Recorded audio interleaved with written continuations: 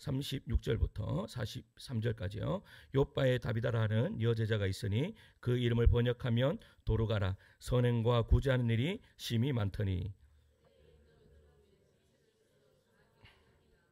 룻다가 욥바에서 가까운지라 제자들이 베드로가 거기 있음을 듣고 두 사람을 보내어 지체 말고 와달라고 간청하여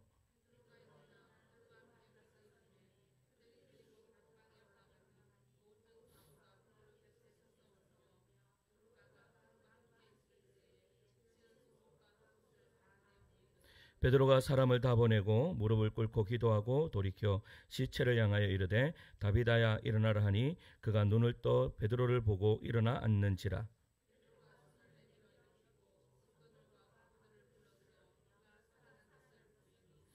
온 욥바 사람이 알고 많은 사람이 주를 믿더라.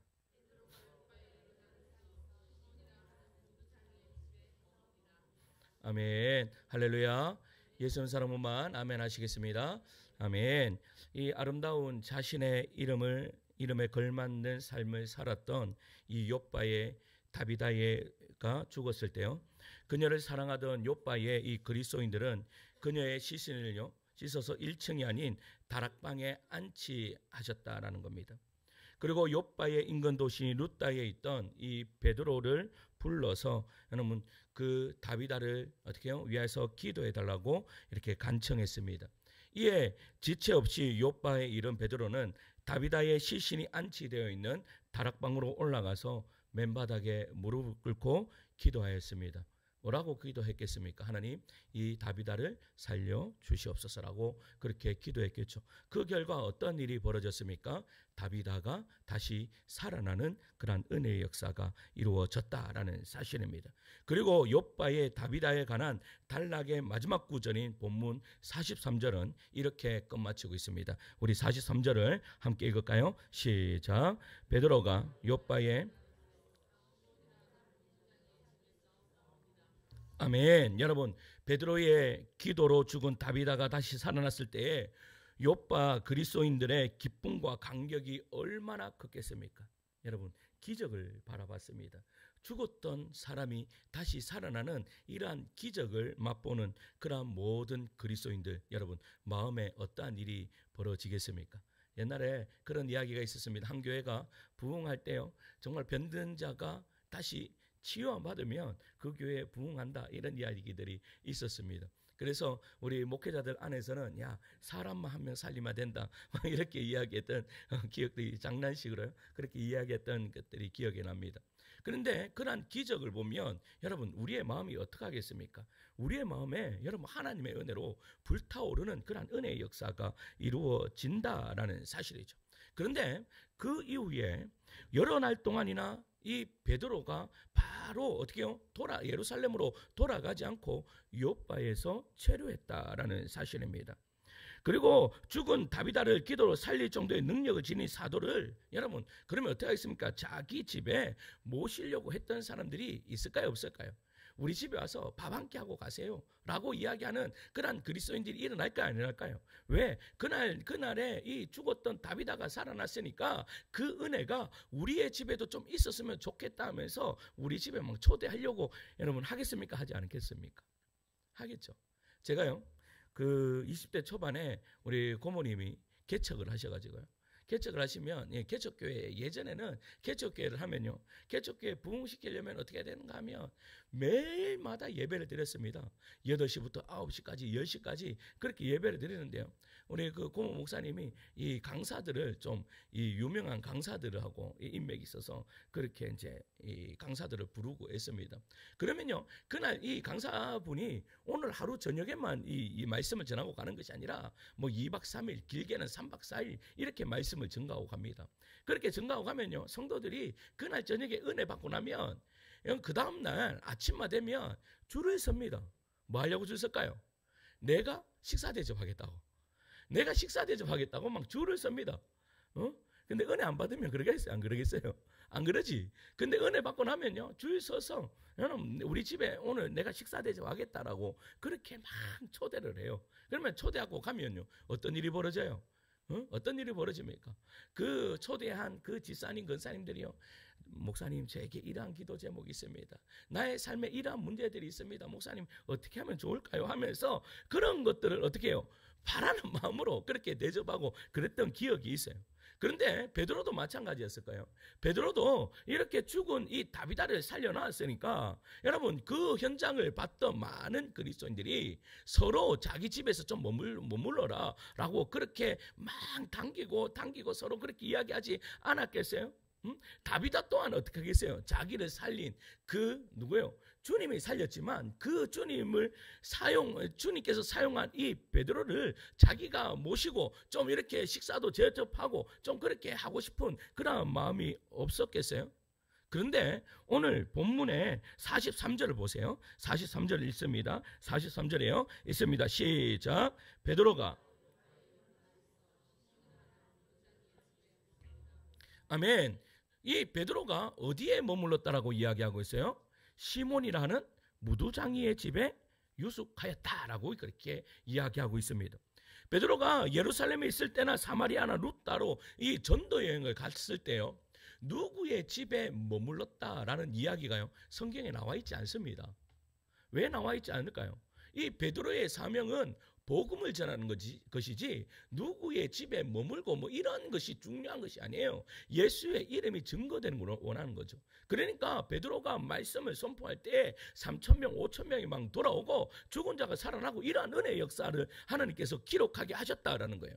그런데 유독 오늘 본문은 여러분 43절에 베드로가 요빠에 여러 날 어떻게 해요? 있어 시몬이나 하는 무두장이의 집에 거하였다라고 그렇게 이야기를 하고 있다라는 사실입니다. 어디에 거했다고요? 무두장이의 집에 유숙했다. 무두장이의 집에 거기서 며칠을 먹었다라고 그렇게 이야기해요. 여러분, 이 말씀이 그냥 허투루 적어놓은 거였어요. 그렇지 않습니다. 분명한 이유가, 중요한 이유가 담겨져 있다라는 사실이죠. 여러분, 무두장이가 뭐 하는 사람입니까? 무두장이 아십니까? 가죽 제품을 만드는 사람을 무두장이라고 합니다.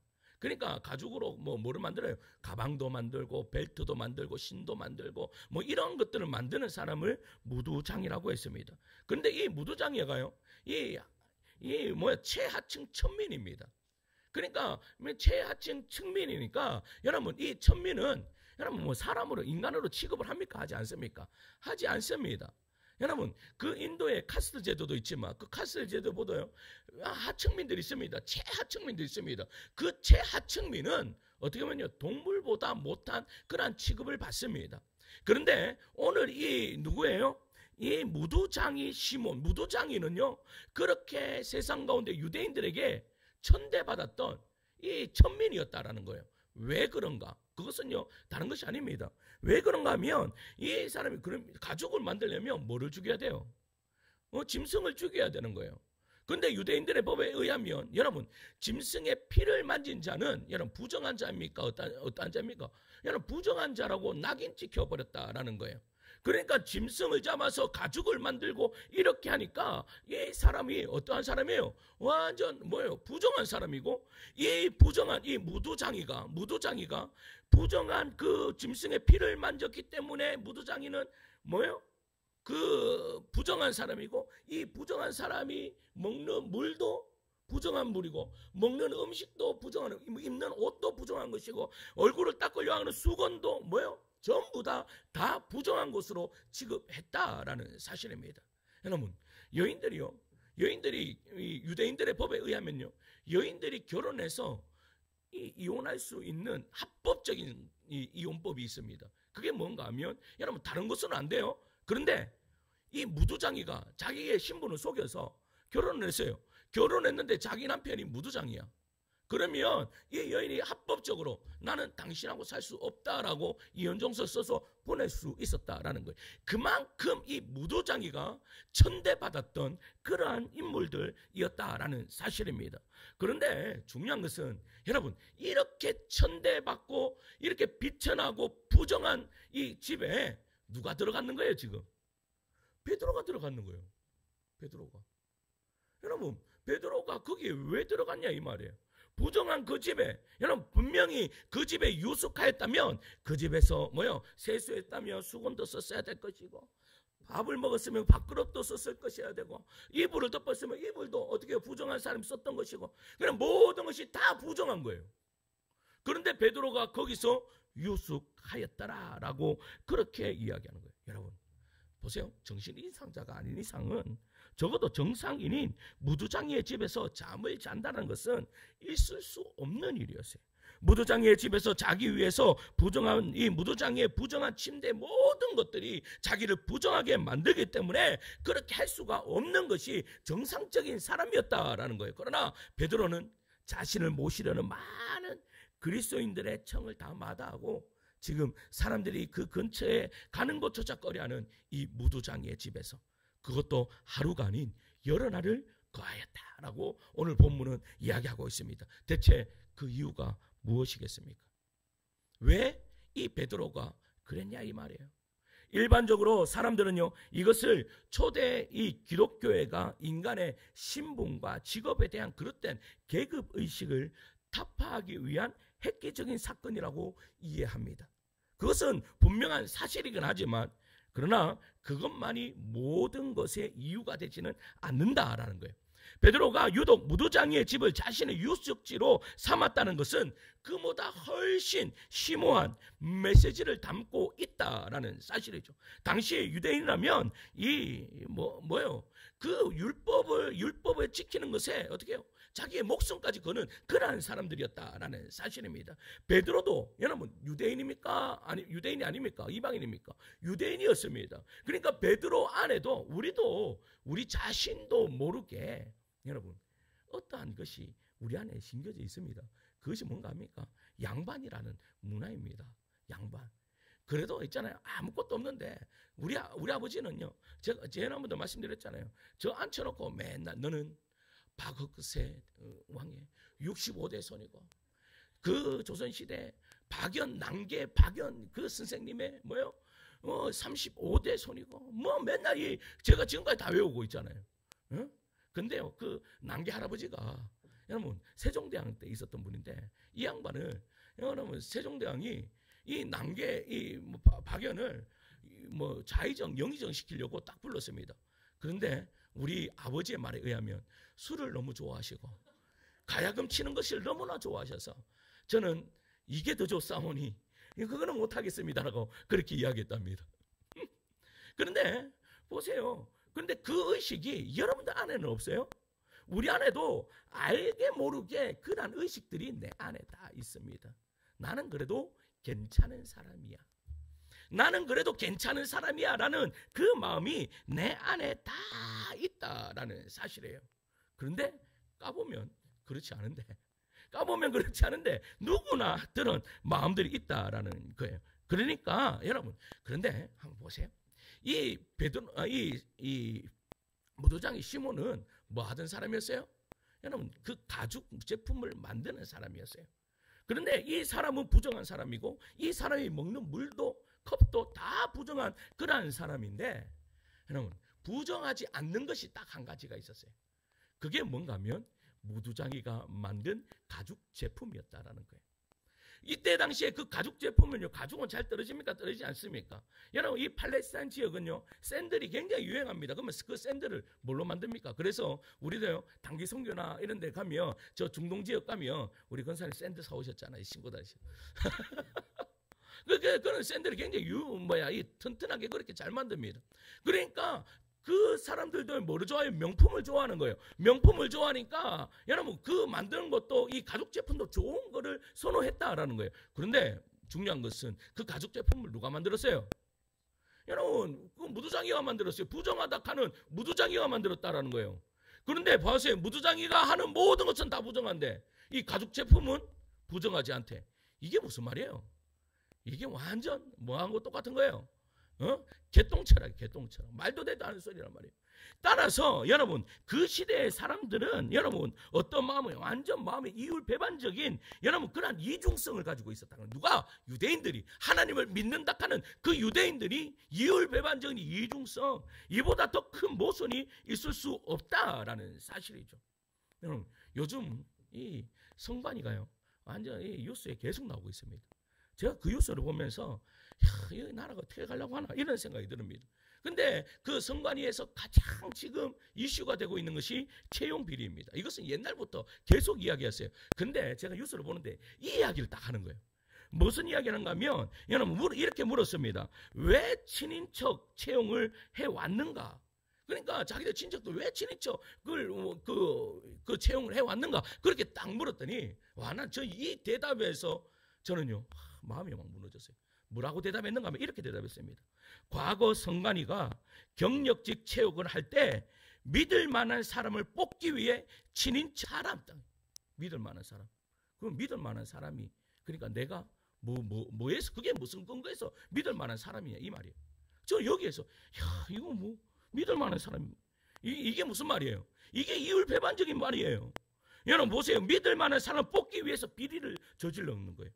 여러분 이것이 이율배반적인 이중성이 아니고 무슨 얘기지 아니고 뭐가 있습니까? 여러분 모든 유대인들이 무두장이를 인간 이하로 취급하지만 무두장이가 만든 가죽 제품을 소중하게 여기는 이 이율배반적인 이중성, 그래서 그들을 상종치도 않는 그러한 상, 여러분 이것이 뭐 말이 되는 이야기냐 이 말이에요.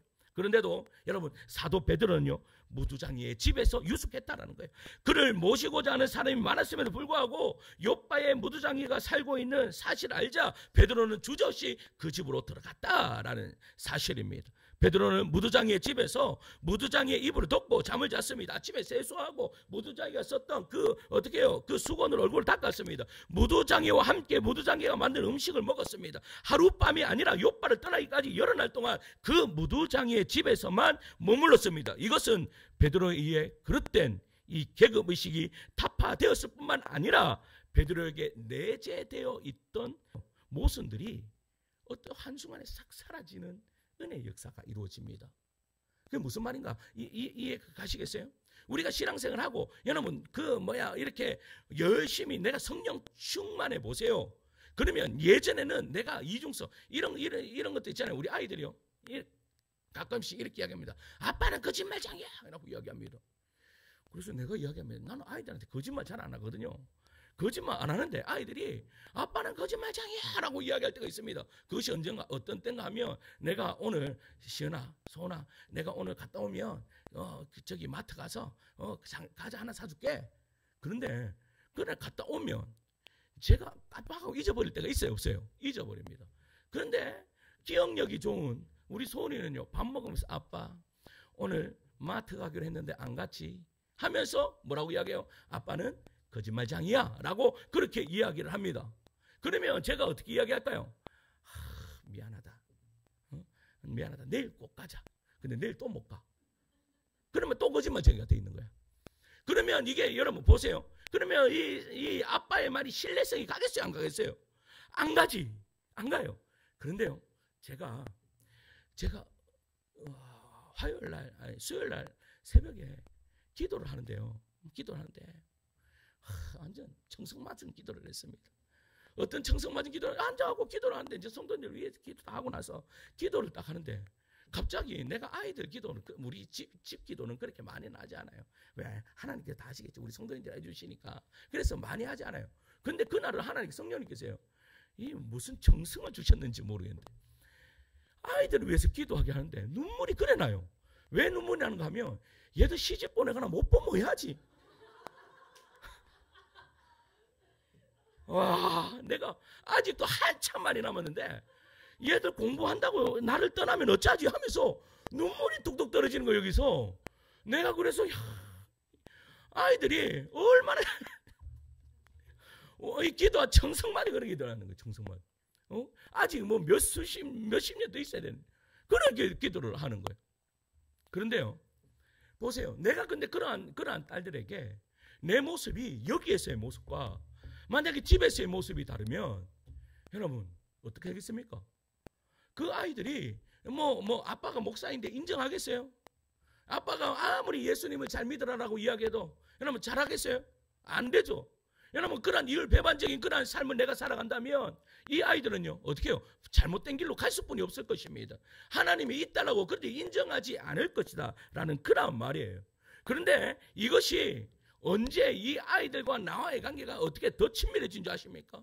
내가 성령이 충만할 때요. 내가 은혜 충만할 때요.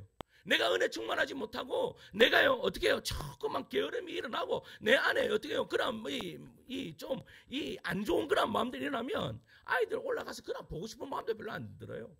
그러니까 여기 앉아서 기도하겠어요? 안 하겠어요? 안 해요. 그런데 이 아이들이 좋으니까 어떻게 기도하는데도 야 이렇게 좋은데 얘들 떠나보내면 어떡하나. 그래서 하나님 앞에 회개했습니다. 하나님 내가 얘들보다 하나님이 더 좋습니다. 기도했습니다. 뭐예요? 이 내 삶에 있어서 내가 이율배반적인 그런 삶을 어떻게 해요? 완전히 없앨 수 있는 그런 비결이 언제? 성령 충만할 때이다. 근데 그 성령 충만이 살짝 지나가고 나면 나의 이중성이 다시 올라와요.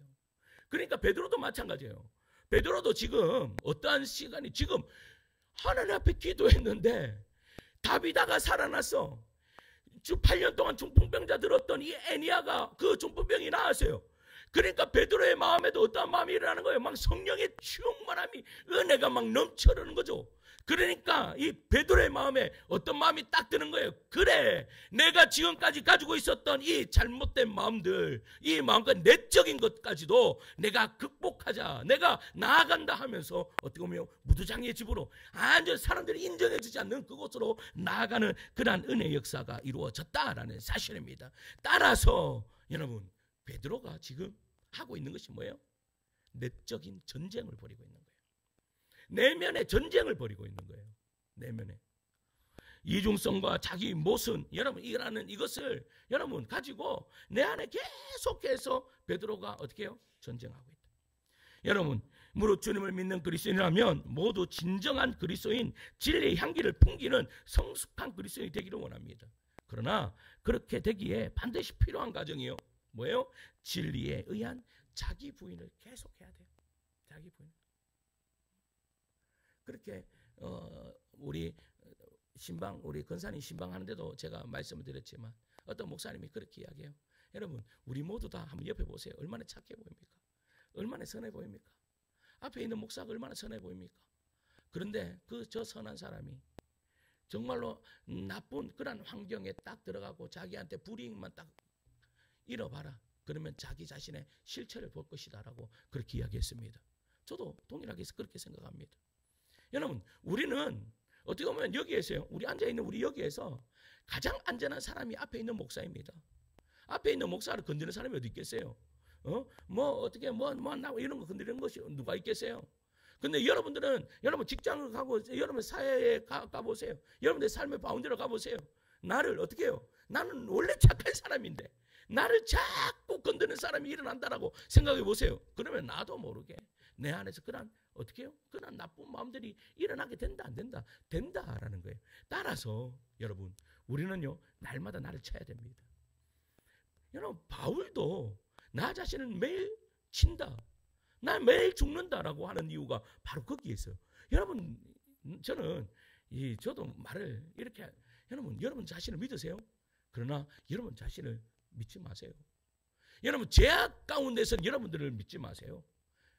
죄악 가운데서 여러분 내가 아무리 나를 죄악 가운데 갖다 놔봐라 내가 죄를 짓느냐 여러분 그것만큼 어리석은 사람 없습니다. 여러분 내가 정말로 어떻게 해요? 악한 그런 세상 가운데 나를 아무리 던져놔봐라 나는 절대 넘어지지 않는다. 그 사람이 가장 먼저 넘어집니다. 그래서요 자기 자신을 너무 믿지 마세요. 자기 자신을 여러분 그래서 우리는 날마다 자기 자신을 부인하는 그런 자질이 되어야 됩니다. 여러분 모든 부부는요 행복하고 아름다운 가정을 꾸리기를 소망하죠. 그런데 모두가 이러한 마음이 있습니다. 언제나 상대가 먼저 내한테 맞춰야지. 여러분 그런 마음 있습니까 없습니까? 여러분 그런 마음이 있어요 없어요? 상대가 나를 먼저 맞추면 우리 행복할 거야 이렇게 생각합니다.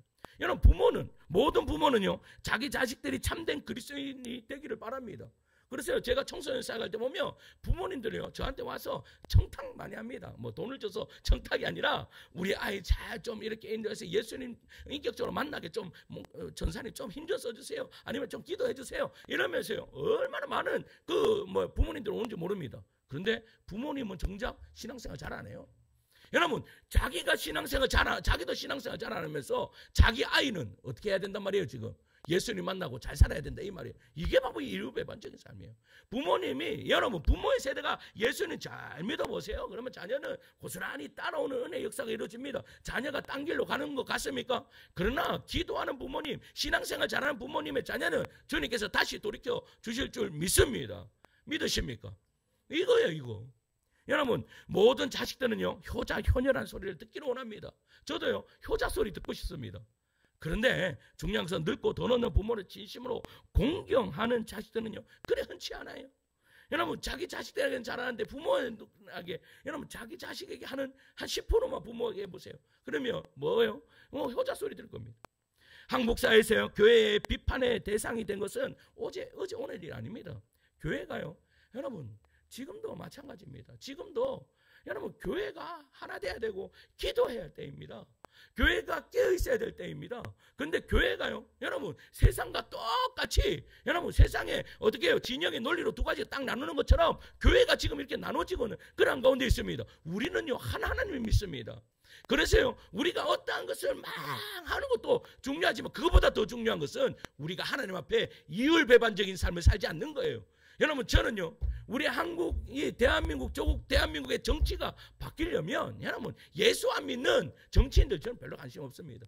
예수 안 믿는 뭐 정치인들 뭐 어떻게 하든지 그거 별로 관심 없습니다. 그런데 중요한 것은 예수 믿는 정치인들이요 이율배반적인 삶을 살면 안 된다라는 거예요. 여러분 자기 모순의 삶을 살면 안 된단 말이에요. 양심을 가지고 정말로 백성을 사랑하는 마음으로 국민을 사랑하는 마음으로 자기 헌신이 있는 그러한 여러분 그러한 기독교 정치인들이 일어나면 여러분 한국 이 대한민국이 올바른 길로 가겠습니까? 가죠. 왜 못 가요? 여러분 우리가 이제 내일 3.1절입니다. 여러분 3.1절 때 여러분 그 3.1 운동을 했던 사람들 중에서요 그때 기독교인이 우리가 그때가 1600만 정도 됐죠. 1600만 정도 됐다고 합니다. 한국 뭐 이 국민들이. 근데 거기에서요 우리 이 기독교인들 1.6% 1.5%뿐이 안 됐습니다. 그런데 거기에서 여러분 독립운동에 참여했던 사람들이 20%가 넘어요. 그러니까 우리가 그 31인입니까? 거기에 절반 16명이 기독교인이었습니다. 그런 말미암아 어떻게 해요? 그런데 중요한 것은 그들의 삶과 말씀이 동일하게 같다라는 거예요. 그러니까 여러분 기독교인들이 내가 말씀을 받은 대로 내가 살아가니까 사람들이 어떻게 해요? 따른다는 거. 백성을 사랑하는 마음으로 그렇게 뛰어든다라는 사실이죠. 마찬가지입니다. 그러니까 우리 조국 대한민국에 살려면 여러분 기독교인들이 여러분 이 베드로가 가지고 있었던 여러분 이 이율배반적인 이 삶이 여러분 내려놔야 됩니다. 모순적인 이 삶을 내려놔야 됩니다. 우리 가정이 정말 올바르게 서기를 원하십니까? 우리 가정이 성령 충만하게 원하십니까? 이율배반적인 그러한 모순적인 삶을 내려놓는 우리 성도들 되시기를 소망합니다. 여러분 이처럼 모든 인간 속에서요 이율배반적인 이중성과 자기 모순이 도사리고 있는 것을 여러분 절대 잊어버리시면 안 됩니다. 인간이 존재하는 곳이면 어디나 있기 마련인 사회적 이 모순의 출처는 바로 인간의 내부에 있다라는 내 안에 있다. 인간의 내적 이중성은 더 큰 이율배반을 낳고 모순은 또 다른 모순의 모태가 되는 것입니다. 그러므로 내적 이중성과 모순이 진리 안에서 극복될 때만 다시 말해 그리스도인이 되어져야 할 자신과 현재 자기 자신 사이에 간격을요 계속해서 좁혀야 되는 것입니다. 그러니까 하나님의 말씀과 나의 삶을요 계속 간격을 좁혀 나가야 된다라는 사실입니다. 이 간격이 커지면 큰일수록 여러분 내 안에서 영적인 분열이 일어날 수뿐이 없다라는 사실입니다. 베드로는 갈릴리에서요 고기 잡던 어부였을 뿐 단 한 번도요 체계적인 정규 교육을 받아본 적이 없는 사람입니다. 그런데도 베드로가요 세상의 모순을 제거하고 세계의 역사의 흐름을 바꾼 사람이 될 수 있었던 것은 그가요 진리 안에서 계속해서 싸웠다라는 겁니다. 진리 안에서 하나님의 말씀 안에서 내 내적인 나와 계속해서 싸움이 일어났다라는 거예요. 여러분 싸움하고 계십니까? 지금도 싸움하고 계십니까? 내적인 갈등이 일어나고 계십니까? 여러분 그게요 지금 내가 믿음대로 살고 있다라는 증거라는 것을 잊지 마시기 바랍니다. 여러분 만약에 보세요 우리가 한 발은 여러분 한번 그냥 우리 자체를 그냥 세상에 내어 맡기나 보세요. 그냥 내 생각에 내어 맡겨 보세요. 그러면 뭐 전쟁 일어납니까? 안 일어납니까? 일어나지 않습니다. 지금도 여러분 우리가 말씀을 들을 때 내 마음에 불편함이 일어납니까? 여러분 안에 믿음이 역사하고 계심을 믿으시길 축원합니다. 역사가 일어나는 거예요. 믿음이 일어나는 거예요. 그러한 가운데 여러분 베드로가 정말로 이 사도행전을 통해서 많은 이적과 표적과 기사를 나타낼 수 있었던 것은 내 내부와 싸워서 누가 이겼는 거예요? 하나님의 말씀이 이기는 은혜의 역사가 이루어졌다라는 사실입니다. 여러분 이율 배반적인 그러한 삶, 여러분 그것을 가르쳐서 그냥 쉽게 말하면 내가 가면을 썼다라고 그렇게 이야기를 하죠. 여러분 그 가면을 벗어버리는 우리 성도님들 되시기를 소망합니다. 그 가면 딱 벗고 하나님 앞에 딱 서서 하나님 저 이러한 사람입니다. 여러분 이러한 사람입니다라고 딱 고백하면 하나님께서 우리를 치료하십니다. 그런데 하나님 저는 어떻게 해요?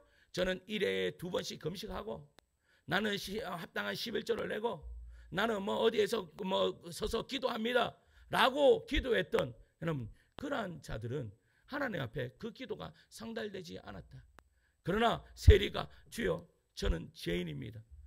저는 죄인일 뿐이 없습니다라고 고백한 그 세리는 그 세리의 기도가 하나님께서 기뻐 받으시는. 왜 그랬어요?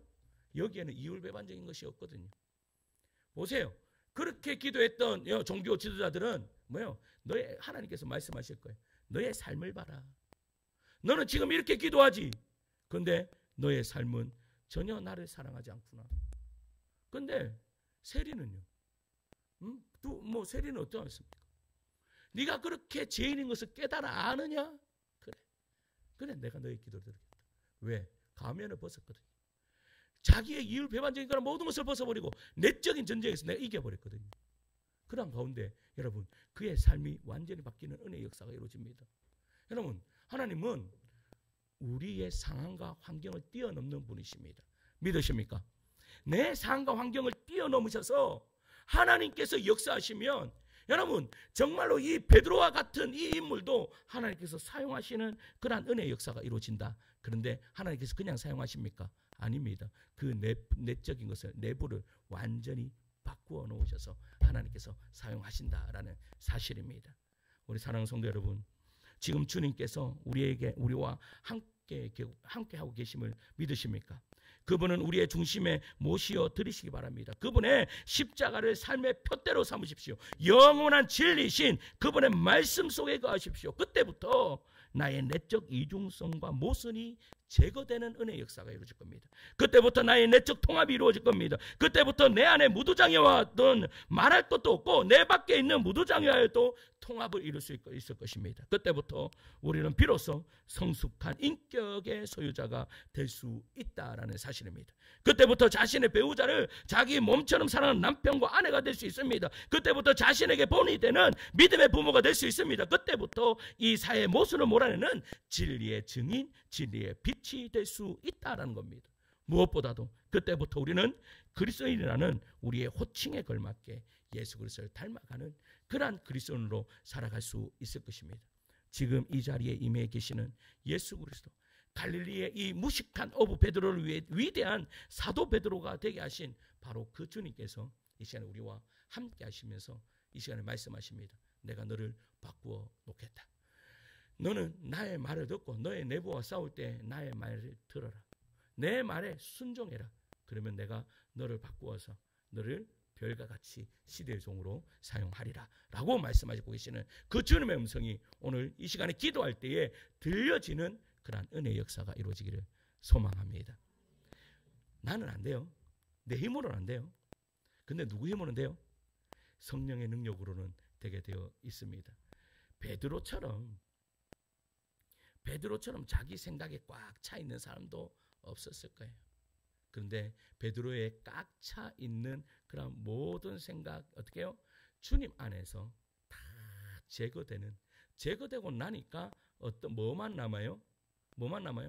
내가 고난도 기뻐할 수 있는 것은 주님이 나와 함께 하심이라. 이 고백이 누구의 고백인 거예요? 베드로의 고백이